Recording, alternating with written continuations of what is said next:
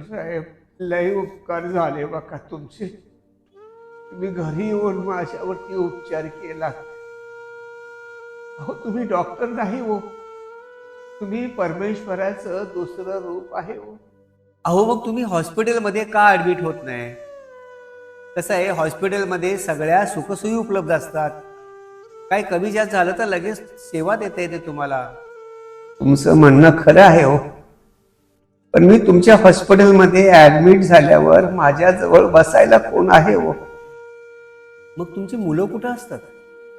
मला 2 मुलं आहेत हो. तेही एबडी आहेत, एबडी. ते आपल्या देशात नसतात हो. ते अमेरिकेत स्थायिक झाले तो. अच्छा, मग तुमची मुलं तुम्हाला कधी भेटायला येत नाहीत का अमेरिकेतून? आई मेली तरी ते घरी मला भेटायला आले नाहीत. अहो माझ्या पत्नीला जाऊन 10 वर्ष झाली हो. या 10 वर्षात ते एकदा सुद्धा मला भेटायला आले नाही.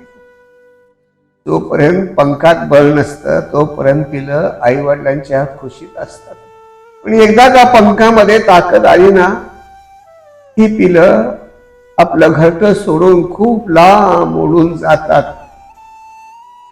पुन्हा घरट्याकडे परत येतच नाही. कसं आहे, कॉलनीमधली 4 माणसं सकाळ संध्याकाळी येतात, जवळ बसतात, थोड्या गप्पा मारतात. फार बरं वाटतं हो मनाला.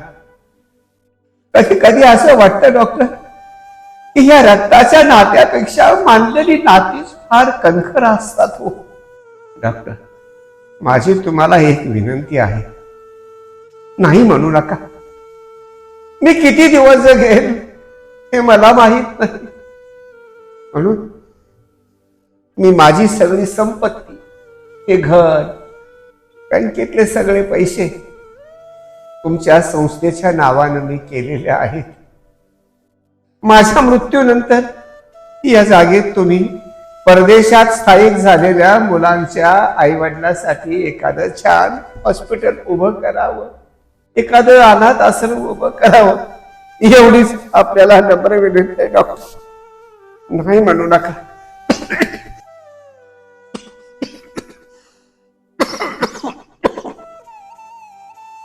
हे घ्या डॉक्टर.